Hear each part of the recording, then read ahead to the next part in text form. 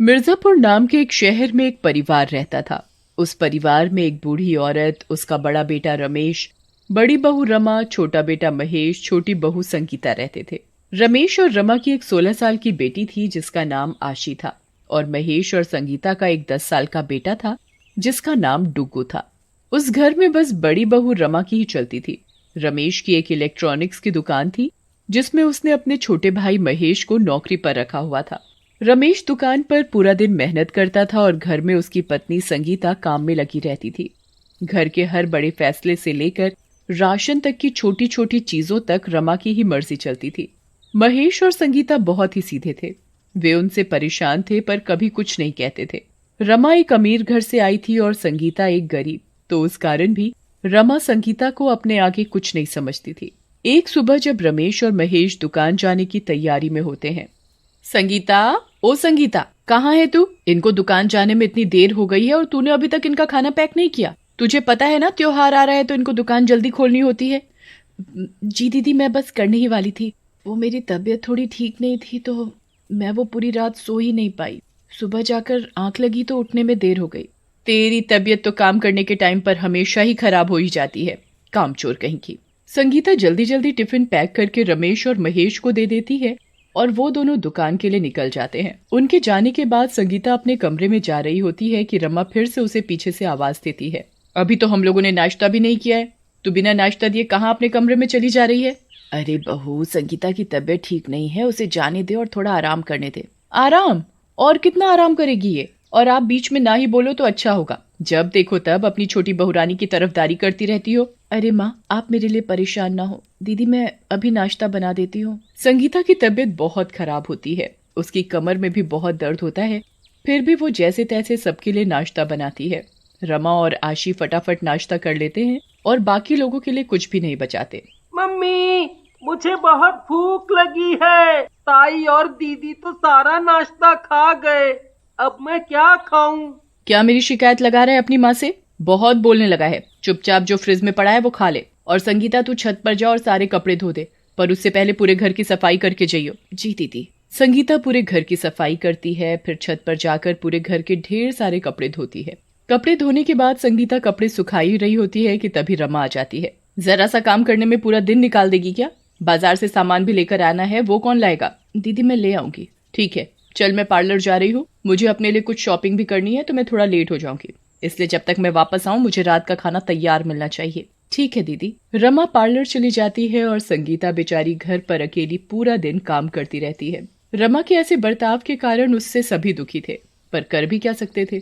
अगर कोई कुछ बोलता तो वो अपने पति रमेश से शिकायत कर देती और वो हमेशा घर छोड़ने की धमकी देने लगता। बूढ़ी माँ अपने परिवार को अलग होते भी नहीं देख सकती थी, इसलिए बस सब कुछ चुपचाप सह रही थी। संगीता और महेश को इसलिए सहना पड़ता था क्योंकि महेश रमेश की दुकान पर ही काम करता था। उसके पास ना तो कोई दूसरी नौकरी थी, ना ही इतने पैसे की कोई काम शुरू कर सके, इसलिए बस दोनों पति पत्नी भी चुपचाप सब सह रहे थे। रमा रोज पूरा दिन संगीता से काम करवाती और उसके बेटे को डांटती रहती। महेश बेचारा पूरा दिन दुकान पर मेहनत करता और बदले में उसे अपनी मेहनत के पूरे पैसे भी नहीं मिलते थे। संगीता इन सब चीजों से बहुत दुखी हो जाती है। मैं नहीं झेल पाऊंगी ये सब, इससे अच्छा तो मैं कहीं जाकर मर जाती हूँ।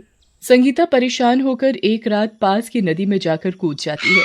नदी के पास एक पीपल का पेड़ होता है और उस पेड़ पर बैठी एक चुड़ैल ये सब देख रही होती है। अरे, ये औरत पानी में कूद क्यों गई? ये आखिर मरना क्यों चाहती है? मुझे इसे बचाना होगा। चुड़ैल संगीता को बचा लेती है। चुड़ैल? चुड़ैल होकर तुमने मेरी जान बचाई? क्योंकि मैं एक अच्छी चुड़ैल हूँ जो किसी का बुरा नहीं करती। पर तुमने मुझे क्यों बचाया? मर जाने दो मुझे। आखिर ऐसा क्या हुआ है तुम्हारे साथ जो तुम मरना चाहती हो? मेरी जेठानी मुझे और मेरे परिवार को बहुत परेशान करती है। मुझसे जानवरों की तरह पूरा दिन काम करवाती है। चाहे मैं बीमार ही क्यों ना हो, पर वो तरस नहीं खाती। मेरे बच्चे को डांटती रहती है और मेरे बड़े सास ससुर की जरा भी इज्जत नहीं करती। तुम्हारे साथ तो बिल्कुल वही सब हो रहा है जो कभी मेरे साथ हुआ था। मैंने तो बेवकूफ़ी में आकर खुदकुशी कर ली थी, जिसके बाद मेरे बच्चों और पति की जिंदगी खराब हो गई। तुम परेशान मत हो और बेफिक्र होकर घर जाओ, सब ठीक हो जाएगा मुझ पर। संगीता अपने परिवार के बारे में सोचकर घर वापस चली जाती है और घर जाकर सो जाती है। सुबह होने पर संगीता जैसे ही उठकर बाहर जाती है तो किसी की आवाज आती है। आवाज सुनकर रमा भी बाहर आ जाती है। कोई है क्या घर में? जल्दी बाहर आओ और सस्ते में काम वाली पाओ। जल्दी आओ जल्दी आओ। आ जाओ बहन जी, इतनी महंगाई में ऐसी काम वाली आपको कहीं नहीं मिलेगी। हमें कोई काम वाली की जरूरत नहीं है, चलो कहीं और जाओ। अरे मैडम, बहुत सस्ते में फटाफट काम करूंगी। आप एक बार मुझसे काम करवा कर तो देखो। बोला ना नहीं रखनी, चल अब जा यहाँ से। और अगर तुझे रख लेंगे तो ये मेरी देवरानी संगीता पूरा दिन बोर हो जाएगी। अच्छा तो मैडम, मैं सिर्फ आपके काम करूंगी और आपकी देवरानी संगीता का कोई काम नहीं करूंगी। मैं सब कुछ करूंगी, जैसे हाथ पैर दबाना, मालिश करना। मैंने तो पार्लर का कोर्स भी किया हुआ है। मैं सब काम घर पर ही कर दूंगी। आपका पार्लर का सारा खर्चा बच जाएगा और मुझे बदले में कहीं सोने की जगह दे दो और 2 वक्त का खाना। ऐसी काम वाली तो मुझे कहीं नहीं मिल सकती। मुझे इसे फटाफट रख लेना चाहिए। रमा उस काम वाली को रख लेती है। तुम्हारा नाम क्या है? जी मेरा नाम शांति है। अच्छा शांति, मैं अभी नहाने जा रही हूँ, तब तक तू मेरे कपड़े प्रेस कर दे। जी मैडम। रमा उसके बाद नहाने चली जाती है। संगीता रसोई में खाना बना रही होती है, तभी वहाँ शांति आ जाती है। अरे दीदी लाओ, मैं खाना बना देती हूँ। नहीं नहीं, तुमको दीदी ने अपने काम के लिए रखा है। अगर उसने तुम्हें मेरा काम करते देख लिया तो तुम्हें काम से निकाल देगी। वो अभी नहाने गई है, उनके आने से पहले मैं सारा खाना बना दूंगी। अरे इतनी जल्दी कैसे बना दोगी? ये तो नामुमकिन है। ऐसे नौकरानी एक चुटकी बजाती है और उसके 8 हाथ निकल आते हैं और वो चुड़ैल के रूप में आ जाती है। अरे शांति, तुम तो वही कल रात वाली अच्छी चुड़ैल हो ना? तुम यहाँ कैसे? मैं यहाँ तुम्हारी मदद के लिए आई हूँ। अब तुम्हें परेशान होने की कोई जरूरत नहीं, मैं सब ठीक कर दूंगी। चुड़ैल अपने एक हाथ से आटा लेती है, एक से आटे में पानी डालती है तो एक हाथ से उसे गूंथ देती है। दूसरी तरफ एक हाथ से वो सब्जी काट देती है तो एक हाथ से कढ़ाई में तेल मसाले डाल देती है और एक हाथ से सब्जी चला रही होती है और बाकी के 2 हाथों से वो फटाफट पराठे बना देती है। संगीता ये सब देख बड़ी हैरान होती है, पर उसे खुशी भी हो रही होती है कि अब उसके साथ उसकी मदद के लिए कोई है। तुमने तो मेरा सारा खाना बना दिया, चलो अब मैं जाकर सफाई कर देती हूँ। अरे मैं हूँ ना, अब तुम्हें कोई काम करने की जरूरत नहीं। चुड़ैल फटाफट अपने 8 हाथों का इस्तेमाल करके पूरी रसोई को साफ कर देती है। उसके बाद वो पूरे घर को शीशे की तरह चमका देती है और रमा के कपड़े भी एक चुटकी में प्रेस करके रख देती है और फिर से एक नौकरानी के रूप में आ जाती है। रमा नहा धोकर तैयार होकर बाहर आती है तो साफ घर और खाना बना हुआ देखकर हैरान हो जाती है। कमाल है, पूरा घर इतना साफ और इतनी जल्दी सारा खाना भी बन गया। ऐसा कैसे हो सकता है? संगीता, तेरे हाथ कब से इतनी तेज चलने लगे? काम चोर कहीं की। जी दीदी, वो मैंने सोचा जल्दी काम कर लूं, वो कपड़े भी धोने थे बस इसलिए। हाँ तो यहाँ खड़ी क्या मेरी शक्ल देख रही है? जा और जाकर कपड़े धो। और हाँ शांति, तू चल मेरे कमरे में, मेरे सर की मालिश कर दे। जी मैडम, मैं आपकी ऐसी मालिश करूंगी कि आप जिंदगी भर याद रखोगे। अरे वाह शांति, तेरे हाथों में तो जादू है। मजा आ गया। मजा तो कल आएगा जब तू धीरे धीरे गंजी हो जाएगी। मालिश करने के बाद चुड़ैल छत पर जाती है। संगीता चल अब तू साइड हो और देख मेरा कमाल। चुड़ैल फिर से अपने असली रूप में आ जाती है और फिर से उसके 8 हाथ निकल आते हैं। चुड़ैल 1 मिनट में सारे कपड़े धो देती है और फटाफट रस्सी पर भी सुखा देती है। चुड़ैल की मदद से संगीता के सारे काम चुटकी में हो जाते थे। दोनों बहुत ही अच्छी सहेलियां बन गई थीं और अक्सर अकेले में खूब बातें करती थीं। ऐसे ही दिन बीतते चले गए। चुड़ैल की मदद से संगीता का जीवन बहुत ही अच्छा हो गया था, पर रमा का बर्ताव हमेशा सबको दुखी करता था। एक दिन सिलेंडर फट जाने से घर में आग लग जाती है और रमा उस आग में फंस जाती है। बचाओ बचाओ, कोई है, मुझे बचाओ। संगीता और उसके सास छत पर बातें कर रहे होते हैं और अचानक उन्हें रमा के चीखने की आवाज आती है। अरे ये तो दीदी की आवाज है। संगीता फटाफट नीचे भागती है। संगीता मेरी बहन, मुझे बचा लो। आग बहुत तेज थी और उस आग से रमा को निकाल पाना नामुमकिन था, पर संगीता ने अपनी जान की भी परवाह नहीं की और एक कंबल लेकर उस आग में कूद गई, पर वो खुद उस आग में फंस गई। रमा घुटन की वजह से बेहोश हो जाती है और संगीता चिल्ला रही होती है। शोर सुनकर वहाँ चुड़ैल आ जाती है और एक चुटकी में आग बुझा देती है, पर उस आग में संगीता के हाथ जल जाते हैं। थोड़ी देर बाद रमा होश में आती है। संगीता, मैंने हमेशा तेरे साथ इतना बुरा किया, फिर भी तूने मेरी जान बचाई। तेरे तो हाथ भी जल गए, आज तूने अपनी जान की भी परवाह नहीं की। मुझे माफ कर दे संगीता, अब से मैं तुझे अपनी छोटी बहन की तरह रखूंगी। उस दिन के बाद रमा बिल्कुल बदल गई। सारी बात जानकर रमेश भी बदल जाता है और सभी हंसी खुशी साथ रहने लगते हैं। चुड़ैल को एक अच्छा काम करने की वजह से मुक्ति मिल जाती है। एक गांव में मनोहर नाम का एक लड़का एक सेठ के यहाँ भैंसों की देखभाल करता था। एक दिन की बात है, मनोहर सभी भैंसों को जंगल में चारा खिलाने ले जा ही रहा था। तभी अचानक से एक भैंस गिरकर बेहोश हो जाती है। ये राम प्यारी को क्या हो गया? ये बेहोश कैसे हो गई? मनोहर सेठ को बताने जाता है। सेठ जी, वो राम प्यारी को पता नहीं अचानक से क्या हो गया और वो बेहोश होकर गिर गई। फिर मनोहर सेठ को भैंस के पास लेकर जाता है जहाँ भैंस बेहोश पड़ी थी। ये भैंस बूढ़ी हो चुकी है, इसीलिए बेहोश हो गई। वैसे भी अब मेरे किसी काम की नहीं रही है ये। ना तो ये दूध देती है और ना ही बच्चे पैदा कर सकती है। बस सारा दिन बैठे बैठे मुंह हिलाकर चरती ही रहती है। इस भैंस को रखने से मुझे फायदा तो कुछ है नहीं, उल्टा नुकसान ही नुकसान है। कल ही मैं इसे किसी कसाई को बेच दूंगा, कम से कम मुझे इसके कुछ पैसे तो मिल जाएंगे। भैंस को बेचने की बात सुनकर मनोहर उदास हो जाता है और फिर वो राम प्यारी के मुंह में पानी डालता है। तभी राम प्यारी को होश आ जाता है। राम प्यारी, तू बिल्कुल भी चिंता मत कर, मैं तुझे मरने नहीं दूंगा और ना ही कुछ होने दूंगा। शाम होती है तो मनोहर उदास मन से अपने घर चला जाता है और घर पहुंचकर रोने लगता है। तभी उसकी बहन उससे उसके रोने का कारण पूछती है। मनोहर, क्या बात है, तुम रो क्यों रहे हो? वो सेठ है ना, कल से राम प्यारी का खाने के लिए चारा बंद कर देगा और उसे किसी कसाई को बेच देगा। मनोहर, रो मत मेरे भाई, चुप हो जा। वो भैंस उस सेठ की है, वो चाहे उसका जो करे, हम कुछ नहीं कर सकते। मुझे बस राम प्यारी चाहिए, मैं राम प्यारी को मरने नहीं दे सकता, नहीं मरने दे सकता। मनोहर रोते रोते सो जाता है और फिर जब सुबह होती है तो मनोहर की बहन देखती है कि मनोहर को बहुत तेज बुखार है और वो बुखार की हालत में बड़बड़ा रहा था। राम प्यारी, मैं तुम्हें मरने नहीं दूंगा, मैं तुम्हें कुछ भी नहीं होने दूंगा। ये देख मनोहर की दीदी घबरा जाती है। उसका उसके भाई के सिवा और कोई नहीं था। उससे उसके भाई की ऐसी हालत देखी नहीं जा रही थी और वो सेठ के पास जाती है। सेठ जी, आप अपनी भैंस राम प्यारी को बेचना चाहते हो ना? हाँ, बेचना तो चाहता हूँ, बोलो तुम्हें क्या काम है? मुझे आपकी भैंस खरीदनी है। उस बीमार बूढ़ी भैंस का तुम क्या करोगी? उससे तुम्हें क्या फायदा होगा जो तुम उसे खरीदने की कह रही हो? बस कुछ नहीं, मुझे वो भैंस खरीदनी है। सेठ भैंस को खरीदने के नाम से अंदर ही अंदर खुश हो रहा था।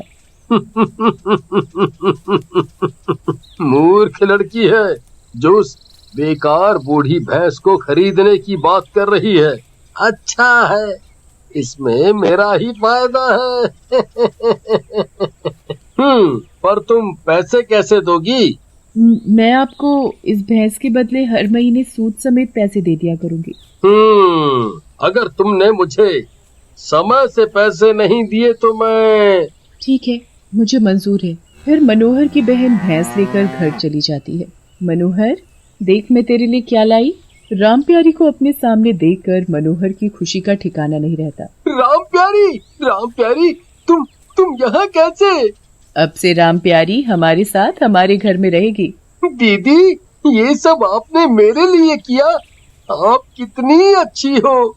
मैं अपने भाई की खुशी के लिए कुछ भी कर सकती हूँ। मनोहर राम प्यारी को पाकर धीरे धीरे ठीक होने लगता है और राम प्यारी भी अब पहले से ठीक हो रही थी। मनोहर राम प्यारी का अच्छे से ध्यान रखता, उसे अच्छा हरा चारा खिलाता और उसे वैद्य की बताई हुई दवाई भी समय से देता। अब उसकी भैंस भी दूध देने लगी थी और तो और उसने एक बछड़ा भी दिया था, जिससे मनोहर के घर की हालत सुधरने लगी थी।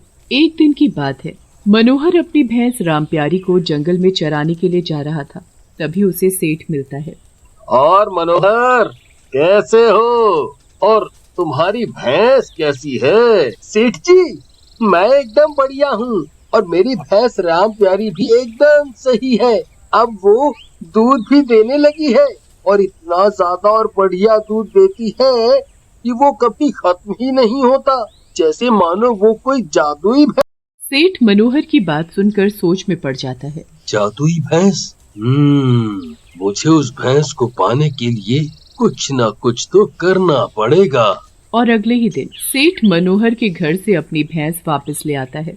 जब मनोहर अपने घर पहुंचता है तो अपनी बहन को रोते देख उससे पूछता है, क्या हुआ दीदी, आप रो क्यों रही हो? वो सेठ आया था और कह रहा था कि कल के कल उसे उसके सारे पैसे चाहिए। अगर हमने उसके सारे पैसे नहीं दिए तो वो राम प्यारी को ले जाएगा। वो सेठ हमारे साथ ऐसा नहीं कर सकता। उसने हमें पैसे चुकाने की 2 साल की मोहलत दी है, फिर वो ऐसे कैसे कर सकता है? मैं अपनी राम प्यारी को उसे ले जाने नहीं दूंगा। मनोहर रोते हुए राम प्यारी के पास जाता है और उसके गले लगकर रोने लगता है। कल अगर हमने सेठ को पैसे नहीं दिए तो सेठ आकर तुम्हें ले जाएगा। मनोहर राम प्यारी के गले लगकर रो रहा होता है तो राम प्यारी उसका हाथ अपने मुंह में पकड़ती है और उसे जंगल की तरफ ले जाने लगती है। राम प्यारी, इतनी रात में तुम मुझे कहाँ ले जा रही हो? तभी राम प्यारी मनोहर को एक पेड़ के पास ले जाती है और उसे बड़े जोर जोर से हिलाने लगती है। राम प्यारी, तुम ये पेड़ क्यों हिला रही हो? तभी अचानक से पेड़ से सोने के सिक्के गिरने लगते हैं। सोने के सिक्के? मेरी राम प्यारी, तुम तो सचमुच में जादुई भैंस हो। अब तुम्हें मुझसे कोई नहीं ले जा सकता। और फिर अगले ही दिन मनोहर सेठ के सारे पैसे चुका देता है और उससे अपनी भैंस वापस ले आता है। एक दिन की बात है, सभी गांव वाले आपस में बातें कर रहे थे। भाई मनोहर के तो मजे ही मजे हैं। सुना है उसके पास जादुई भैंस है। सेठ पेड़ के पीछे से उनकी बातें सुन रहा होता है। हाँ भाई, सही सुना है। जब से उसके यहाँ जादुई भैंस आई है उसके बारी न्यारी हो गए। हाँ भाई, तुमने सही सुना है, तभी तो वो इतनी जल्दी अमीर बन गया। सेठ तो बड़ा ही बेवकूफ निकला जो उसने अपनी भैंस बेच दी। उसने भैंस बेचकर बड़ा घाटे का सौदा किया है। बेचारा सेठ। सेठ उन सभी की बातें सुन रहा होता है। जादुई भैंस? मुझे उससे भैंस वापस लेने के लिए कुछ ना कुछ तो करना पड़ेगा। फिर जैसे ही रात होती है, सेठ चुपके से मनोहर के घर के आंगन में जाता है और मनोहर की भैंस खोल कर ले जाने लगता है। तुम एक जादुई भैंस हो। मुझे भी मनोहर की तरह अमीर बनाकर मेरी भी किस्मत बदल दो। मुझे भी जल्दी से करोड़पति बना दो। अगर तुमने मुझे जल्दी से करोड़पति नहीं बनाया तो मैं तुम्हें कल ही कसाई को बेच दूंगा। हाँ। भैंस सेठ का हाथ अपने मुंह में दबाती है और उसे जंगल में ले जाती है।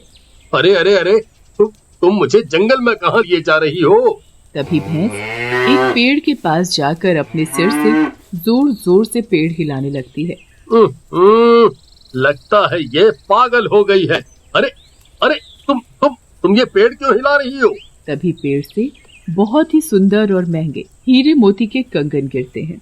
वाह वाह, कंगन!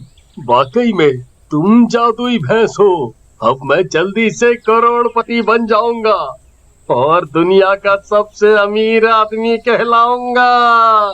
तभी वहाँ से गांव के जमींदार के आदमी जा रहे होते हैं और वो सेठ के हाथ में कंगन देखकर रुक जाते हैं। कंगन? अच्छा, तो ये कंगन इसके पास है। इसने ही जमींदार की पत्नी के कंगन चुराए हैं। नहीं नहीं, तुम लोग ये कैसी बातें कर रहे हो? ये कंगन तो मुझे इस जादुई भैंस ने दिए हैं। बताओ बताओ इन्हें कि तुम हो ना जादुई भैंस, हैं? बताओ इन्हें। लगता है ये सेठ कीमती कंगन देखकर पागल हो गया है। जब जेल में चक्की पीसेगा तो अपने आप इसका दिमाग ठीक हो जाएगा। पर जमींदार के आदमी उसकी बात नहीं सुनते और फिर उसे पकड़कर जमींदार के पास ले जाते हैं और जमींदार उसे पुलिस के हवाले कर देता है। अब तुम हमेशा मेरे साथ मेरे पास रहोगी।